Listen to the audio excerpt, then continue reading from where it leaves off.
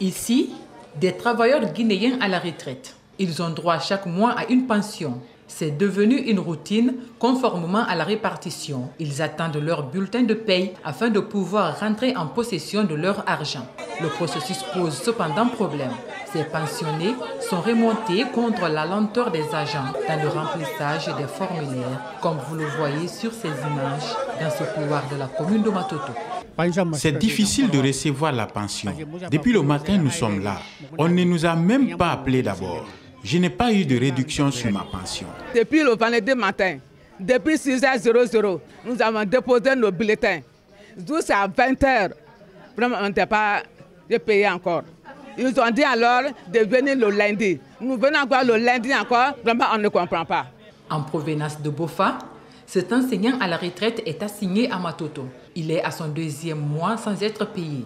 Vu la distance, il dit mener des démarches pour un transfert en vain. Ça fait 3 fois comme ça, je viens ici, tout ça vraiment, je me retourne, zéro. Au regard des plaintes des pensionnés, le secrétaire général du syndicat des retraités de Matoto explique qu'il y a un programme bien établi par catégorie que chaque groupe devrait respecter. Ceux qui sont du 13, s'ils viennent le 16, en ce moment, ils ne sont pas dans le programme. C'est ceux qui viennent du 13 jusqu'à... Et le 13 aussi, c'est 1986 jusqu'à l'an 2000. C'est ce qui est payé, ce qui a été payé le 13 de ce mois-là. Maintenant, ceux qui viennent en retard, c'est eux qui se plaignent. Ou ceux qui ne sont pas informés du moins, ceux qui ne sont pas informés. Parce que quand tu n'es pas informé, c'est un peu difficile. Donc quand ils viennent, ils quittent loin, ils quittent Koya, ils quittent Dubreka pour venir, ils trouvent maintenant que ce n'est pas leur jour, ils se plaignent. Il faut rappeler que le programme de paiement de pension du mois d'août dans la commune de Matoto a démarré depuis le 13 septembre dernier et prendra fin le 26 de ce mois. Ce que vous voyez là, tout ça commence de pourrir comme il n'y a pas la route.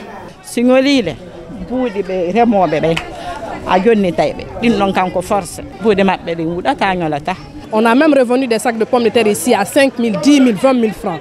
Ces bouts de phrases résument les conditions d'écoulement des pommes de terre. Ces sacs proviennent de plusieurs préfectures de la Moyenne-Guinée. Aïssatou Sow, journaliste en pleine reconversion, décrit les pénibles voyages.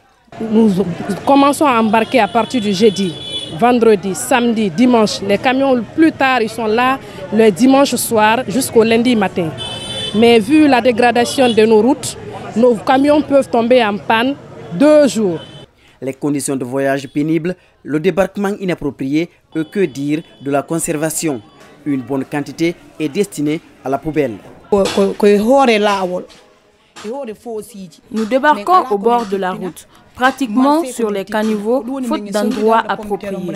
C'est ce qui cause en partie la pourriture des pommes. Nos magasins sont petits et ne sont pas aérés. Or, les pommes ont besoin de chambres froides. Nous demandons aux autorités un appui. C'est la période des récoltes, mais si ces femmes additionnent toutes les dépenses avant de fixer leur prix, le dernier consommateur aura du mal à tenir le coup. Pourtant, les méventes ont plus de conséquences. Actuellement, quand on va à l'intérieur, nous ne pouvons acheter qu'entre 100 et 300 sacs. Et ça coûte cher. Les clients supportent difficilement à leur tour les prix. Et c'est nous qui subissons les conséquences. Les transporteurs sont parfois exposés à l'insécurité. Un chauffeur est actuellement sous traitement suite à l'agression subie. Il arrive que des bandits nous forcent à débarquer les marchandises des clients. Ils viennent avec des serpettes faire des gesticulations sur le bitume. Récemment, ils ont blessé un chauffeur venu de l'Abbé. Ils ont failli amputer ses doigts.